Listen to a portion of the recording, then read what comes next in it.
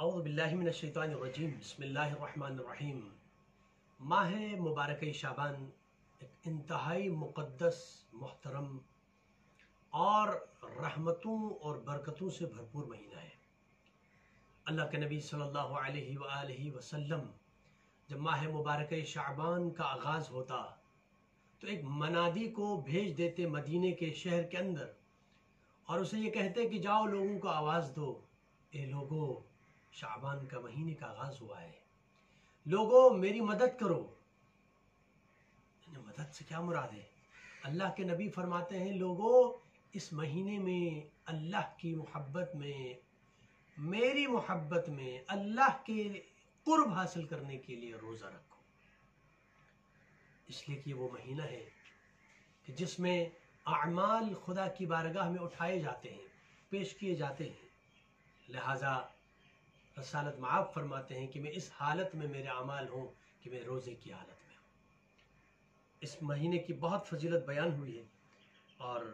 امام صادق علیہ السلام سے روایت ہے کہ جب ماہ شعبان داخل ہوتا تو امام زین العابدین علیہ السلام اپنے اصحاب کو جمع کرتے اور فرماتے تھے، اے میرے اصحاب، تم کو معلوم ہے یہ کون سا مہینہ ہے؟ یہ شعبان کا مہینہ ہے۔ اور رسول خدا صلی اللہ علیہ وآلہ وسلم فرماتے تھے یہ میرا مہینہ ہے، یعنی شعبان شہری کا، یعنی 12 مہینوں میں اس مہینے کو اللہ کے نبی نے اپنا مہینہ قرار دیا۔ تو اس ماہ میں روزہ رکھو پیغمبر اکرم کی محبت کے لیے اور اپنے پروردگار کی جانب تقرب حاصل کرنے کے لیے۔ قسم ہے اس خدا کی جس کے قبضہ قدرت میں علی ابن الحسین کی جان ہے، امام زین العابدین فرماتے ہیں کہ میں نے اپنے پدر بزرگوار امام حسین علیہ السلام سے سنا ہے، انہوں نے فرمایا کہ میں نے امیر المؤمنین سے سنا ہے کہ جو شخص شعبان میں روزہ رکھے پیغمبر خدا کی محبت کے لیے اور خدا کے تقرب کے واسطے، تو اس کو خدا اپنے کرم سے روز قیامت اپنے قریب کرے گا اور اس کے لیے جنت کو لازم قرار دے گا۔ اس ماہ مبارک رمضان میں، شعبان میں، جہاں اور بہت سارے اعمال کا ذکر ہے، ان میں کچھ اعمال ایسے ہیں جو مشترکہ اس پورے شعبان کے ہیں، یعنی ہر روز 70 مرتبہ بسم اللہ الرحمن الرحیم استغفر اللہ واسألہ التوبہ، یہ 70 مرتبہ ہر دن شعبان کے روز، ہر روز اس کی تلاوت کریں، استغفر اللہ واسألہ التوبہ۔ دوسرا، روزانہ 70 مرتبہ استغفر اللہ الذی لا الہ الا هو الرحمن الرحیم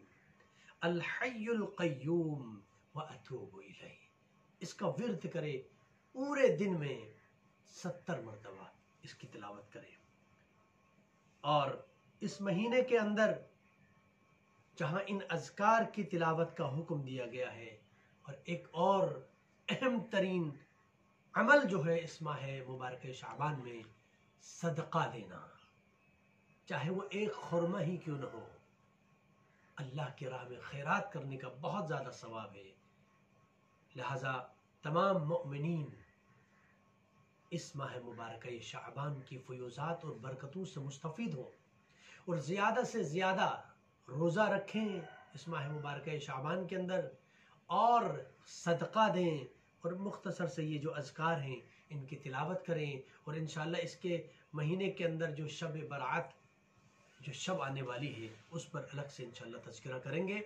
آج کے لیے میں اتنا کہوں گا کہ جس طرح رسالت معاف ایک شخص کو بھیجتے ہیں مدینے میں کہ وہ اعلان کرے کہ لوگوں شعبان کے مہینے میں اپنے آپ کو اللہ کے قریب کرو، روزہ رکھو، تو جس طرح اللہ کے نبی سب کو رغبت دلاتے تھے